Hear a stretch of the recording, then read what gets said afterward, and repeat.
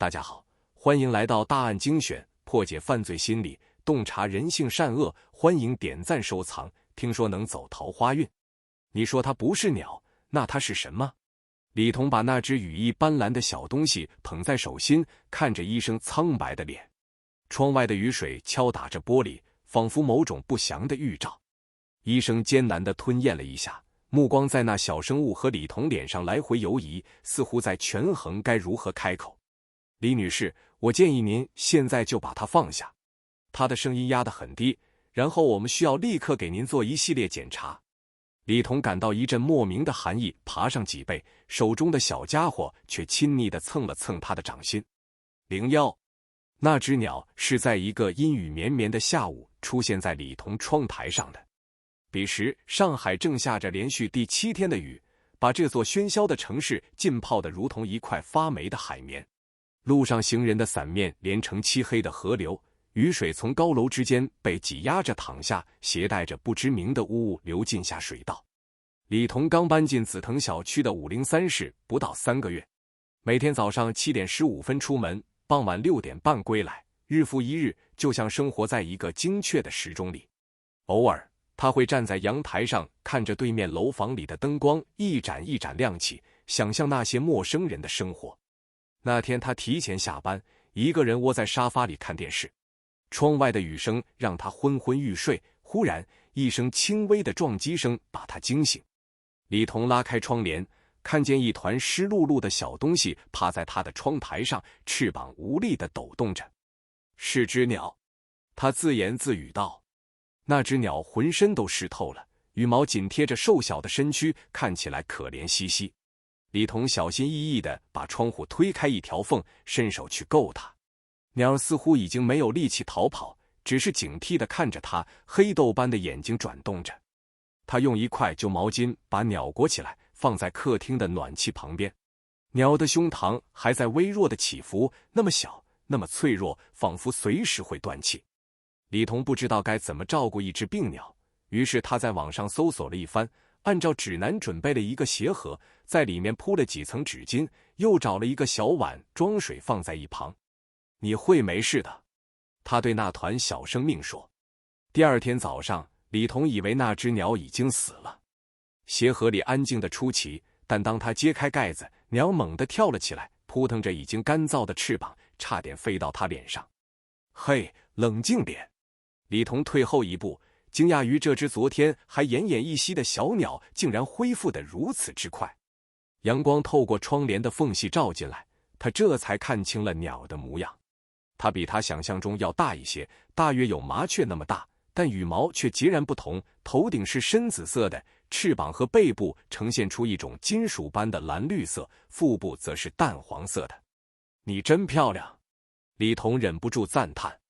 这种鸟他从未见过，不像是上海常见的麻雀或喜鹊，也许是某种迷路的候鸟，或者是谁家丢失的宠物鸟，但它没有脚环，也没有剪过翅膀的痕迹。李彤拍了几张照片发在小区群里，问有没有人丢失宠物鸟，没人回应。他又去附近的宠物店询问，店主看了照片，摇摇头，不像是常见的笼养鸟，可能是野鸟吧。野鸟应该放生吗？李彤问。现在放生恐怕活不了多久，尤其是在这种天气。店主指了指窗外又开始下的雨，要不你先养着，等它完全恢复了再说。李彤买了些鸟食和一个小笼子回家。他本想把鸟放在阳台上，但想到可能会有猫，还是决定放在客厅的窗边。小鸟很快适应了笼子里的生活。它会啄食李彤给它的小米和水果，会在阳光下梳理自己的羽毛，偶尔还会发出一种奇怪的鸣叫，不像是鸟叫，更像是某种金属摩擦的声音。我该给你起个名字。李彤对鸟说，既然你是紫色的，就叫你紫苏吧。02，一周后，李彤决定放飞紫苏。他把笼子搬到小区的花园里，小心翼翼地打开笼门。紫苏警惕地站在笼子里，望着外面的世界，却没有飞出去的意思。去吧，你自由了。李彤轻轻晃了晃笼子，但紫苏只是扑腾了2下翅膀，然后缩回笼子深处。他又试了几次，甚至把紫苏拿出来放在手掌上，但每次鸟都会飞回笼子或者落在他的肩膀上。你是不是忘了怎么在野外生活？李彤有些担忧。紫苏只是歪着头看他，眼睛里似乎有某种人性化的情感，仿佛在说：为什么要赶我走？就这样，紫苏留了下来。李彤给他买了更大的笼子，还在里面放了小树枝和玩具。周末的时候，他会打开笼门，让紫苏在屋里自由飞翔。紫苏似乎很聪明，从不随地大小便，总是飞回笼子里的报纸上解决。渐渐的，李彤习惯了和这只奇怪的鸟一起生活。紫苏会在他回家时兴奋地叫个不停，会在他吃饭时飞到桌子上等他分享食物，会在他看电视时停在他的肩膀上轻轻啄他的耳垂。要是你会说话就好了，李彤常常这样对紫苏说。紫苏偶尔会发出一些奇怪的声音，像是在模仿人的语调，但从来没有说出过一个字。不过这并不妨碍李彤把他当成倾诉对象。工作上的烦恼，生活中的琐事，甚至是对异性的向往，李彤都会对紫苏说。而紫苏总是安静地听着，偶尔歪头，一副很认真的样子。03，生活就这样平静地流淌着，直到有一天，李彤接到了一个电话。彤彤，你妈病了，你能不能回来看看？电话那头是他的父亲，声音比往常低沉许多。李彤匆忙请了假，准备回老家。临走前，他给紫苏准备了足够3天的食物和水。我很快就回来，他对紫苏说，要乖乖的。紫苏似乎察觉到了什么，在笼子里焦躁不安地跳来跳去，发出急促的叫声。别担心，我会回来的。李彤透过笼子抚摸他的头顶，紫苏安静下来，用喙轻轻碰了碰他的手指。母亲的病比想象中严重，医生说可能需要做手术，李彤不得不多留了几天。他打电话给邻居王奶奶，请她帮忙照顾紫苏。你放心去吧，我会照顾好你的小鸟的。王奶奶爽快地答应了。1周后，李彤终于回到了上海。他急切地回到家，发现紫苏的情况不太好，羽毛无光泽，精神萎靡，食盆里的食物几乎没动过。紫苏，你怎么了？李彤担忧地打开笼门，小心地把鸟捧在手心。紫苏虚弱地叫了一声，身体微微颤抖着。李彤注意到他的眼睛周围有一圈灰白色的分泌物，会也比平时干燥。我得带你去看医生，李彤决定道。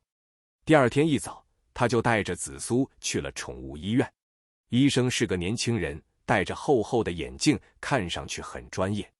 这是什么品种的鸟？医生打量着紫苏，问道。我不知道，是我在窗台上捡到的。李彤老实回答。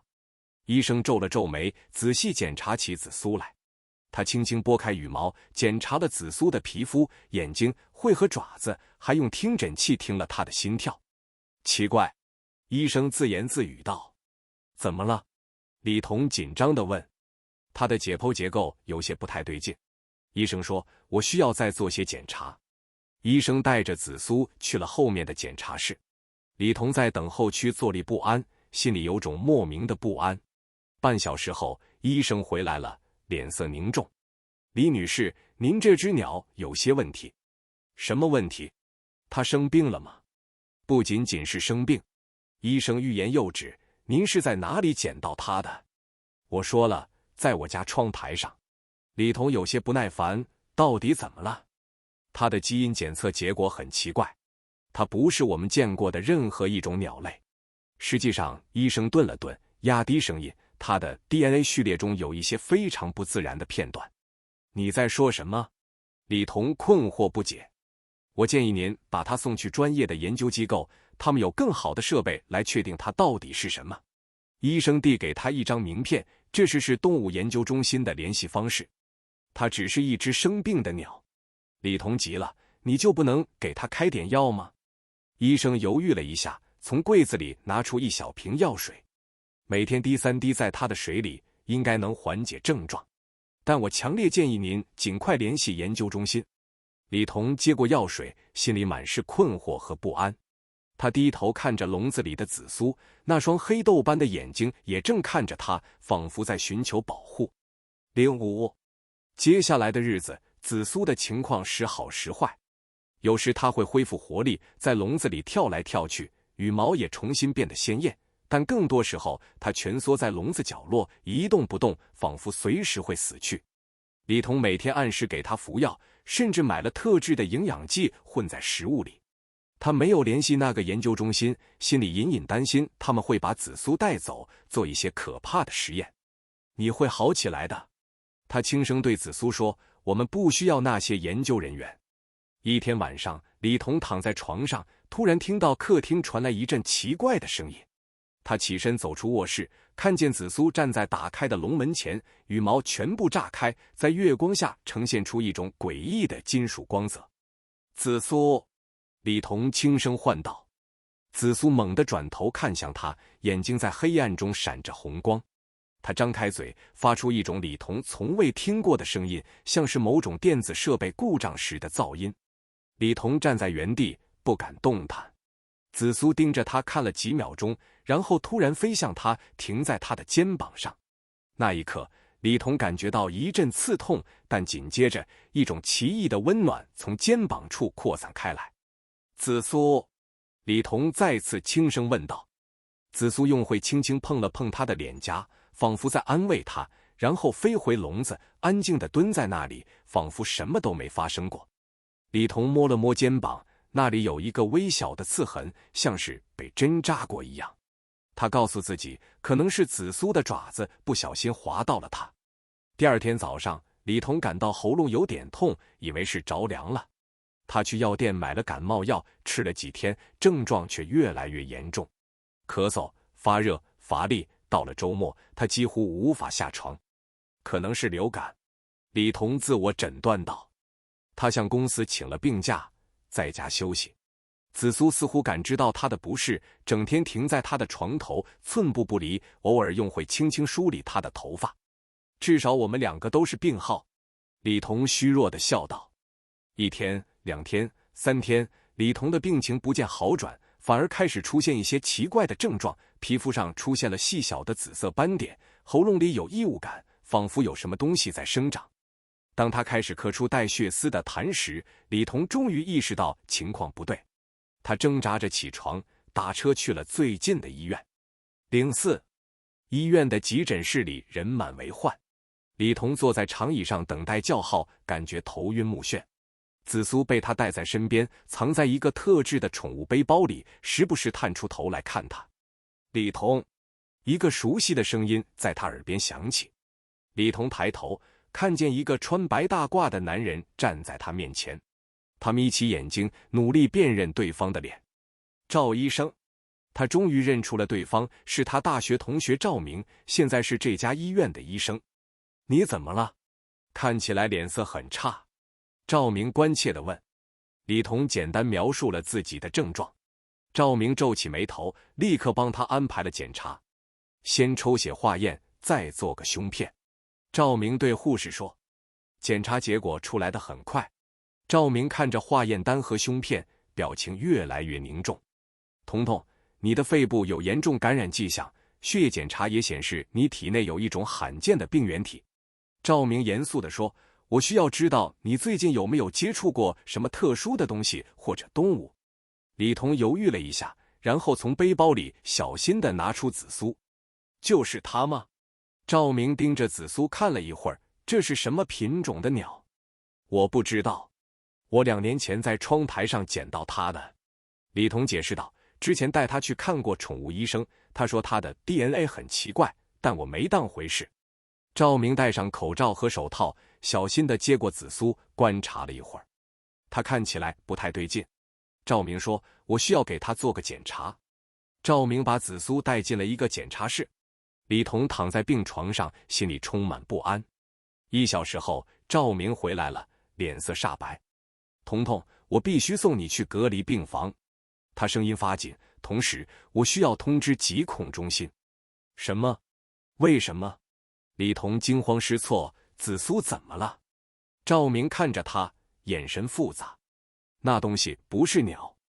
05。你说它不是鸟，那它是什么？李彤把紫苏捧在手心，看着赵明苍白的脸。窗外的雨水敲打着玻璃，仿佛某种不祥的预兆。我不知道它到底是什么，但它绝对不是自然界的任何鸟类。赵明艰难地吞咽了一下，目光在紫苏和李彤脸上来回游移。李女士，我建议您现在就把它放下，然后我们需要立刻给您做一系列检查。李彤感到一阵莫名的寒意爬上脊背，手中的紫苏却亲昵地蹭了蹭他的掌心。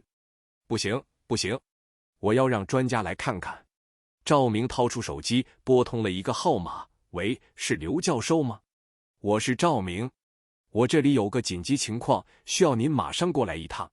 李彤被安排在一个单独的病房里，医护人员都穿着防护服进出，仿佛他染上了什么可怕的传染病。紫苏被放在一个特制的透明箱子里，摆在房间的另一端。几小时后，一个戴眼镜的中年男人走进病房，他穿着全套防护装备，只露出一双锐利的眼睛。李女士，我是上海病毒研究所的刘教授。他自我介绍道，我需要问您几个问题，希望您能如实回答。李彤点点头，喉咙干涩的说不出话。这只生物，您是在哪里发现的？具体时间和地点？刘教授问。李彤把捡到紫苏的经过告诉了他，包括那个雨天、窗台，以及这2年来和紫苏的相处。刘教授认真地记录着，不时点头。他有没有对您做过什么特别的事情？比如伤害您，或者有任何异常行为？李彤想起那天晚上紫苏站在月光下的样子，那个肩膀上的刺痕。他犹豫了一下，还是告诉了刘教授。刘教授的表情更加严肃了。李女士，根据赵医生的初步检查和您的描述，我有理由相信这个生物可能是一种非常罕见的变异体，或者他停顿了一下，似乎在斟酌用词，或者是某种人工合成的生物。什么意思？李彤困惑不解。它的 DNA 结构中含有一些人工序列，这在自然界是不可能出现的。同时，您体内检测到的病原体也非常特殊，与已知的任何病毒或细菌都不同。刘教授解释道，我怀疑它可能是某个实验室的产物，不知怎么逃出来的。这不可能！李彤激动地说，紫苏只是一只鸟，一只普通的鸟。刘教授看了看那个透明箱子，紫苏正安静地站在里面，盯着他们。李女士，冷静一下。我们现在最重要的是确保您的健康。您体内的感染正在扩散，如果不及时治疗，后果可能很严重。紫苏会怎么样？李彤问。我们需要带她回研究所做进一步检查。别担心，我们会小心处理的。李彤看着紫苏，心里充满了不舍和怀疑。那真的不是一只鸟吗？这2年来，它给他带来了那么多的陪伴和快乐。即使它真的是什么奇怪的东西，他也不愿意相信它会伤害自己。我能不能再和他待一会儿？李彤请求道。刘教授犹豫了一下，最终点头同意。10分钟，我们会在门外等您。06。门关上后，李彤走到透明箱子前，紫苏立刻跳到最靠近他的那一侧，用喙轻轻敲击着箱壁。紫苏，他们说你不是鸟。李彤轻声说，你到底是什么？紫苏歪着头看他，眼神依旧那么明亮，那么人性化。他突然发出一连串奇怪的声音，像是在试图沟通什么。李彤鬼使神差地打开了箱子，紫苏立刻飞出来，停在他的肩膀上，就像过去无数次那样亲昵地蹭着他的脸颊。一种奇怪的安宁感笼罩了李彤，他突然不再害怕，也不再担心自己的病情。他只感到一种前所未有的轻松和温暖。我们一起走吧，他对紫苏说。紫苏似乎听懂了，发出一声赞同的鸣叫。李彤轻手轻脚地走到门前，小心翼翼地打开一条缝往外看。走廊上空无一人，似乎所有人都去开会或处理其他病人了。他悄悄溜出病房，快步走向安全出口。紫苏始终停在他的肩膀上，保持安静。李彤感觉自己的体力正在迅速恢复，那些咳嗽、发热、乏力的症状仿佛都消失了，取而代之的是一种异常的轻盈感，仿佛他的身体变得比以前更加敏捷、更加强壮。我们去哪里？李彤自言自语道。紫苏轻啄了一下他的耳垂，似乎在回应。他们顺利地逃出了医院，融入夜色中。上海的夜晚灯火璀璨，高楼大厦的玻璃幕墙反射着五彩斑斓的光芒，仿佛无数只紫苏的羽毛在闪烁。李彤感到一阵眩晕，他停下脚步，扶着路边的栏杆喘息。紫苏从他肩膀飞起，停在他面前的空中，翅膀震动得如此之快，几乎变成了一团模糊的光影。然后，不可思议的事情发生了，紫苏的身体开始发生变化，它的羽毛一片片脱落，露出下面金属般的表面，它的喙分裂成几个部分，形成一种复杂的结构，它的眼睛扩大，变成了2个完美的黑色球体。李彤惊恐地看着这一切，却发现自己无法移动，甚至无法尖叫。他的肢体仿佛不再属于自己。紫苏，或者说那个曾经是紫苏的东西，飞回他的肩膀，轻轻地贴在他的脖子上。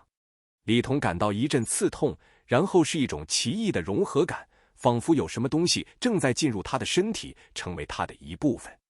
他的视野突然变得不同了。世界变成了一幅由热能和电磁波组成的图景，他能看到远处建筑内的人体热源，能感知空气中的电子设备发出的信号。我们是谁？李彤问道，声音陌生而遥远。没有回答，但他的脑海中浮现出一系列奇异的图像，遥远的星球、广阔的黑暗太空，以及某种高等文明创造的微型探测器。我们是送来观察的，对吗？一种默契的理解在他心中形成。紫苏不是普通的鸟，而是某种高科技的生物机器人，被派来地球收集信息。而现在，他选择了与它融合，共享彼此的意识和身体。他明白了为什么紫苏从来没有真正想离开他，为什么他会在他生病时守在身边。他需要一个宿主，需要一个能让他完成使命的媒介。他们会来找我们吗？李彤问。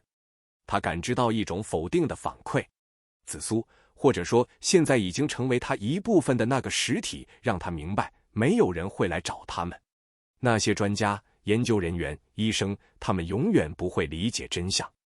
李彤继续走着，每一步都轻盈如飞。他知道自己不再是曾经的那个李彤，但也不完全是别的什么。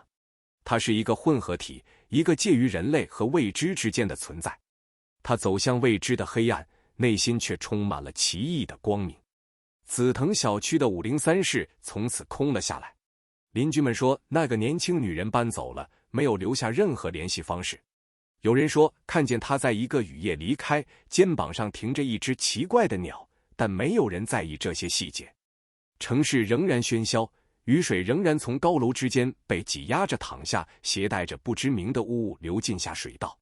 偶尔有人会看到一个身影站在高楼顶端，背后仿佛有翅膀的轮廓，但那只是灯光的错觉。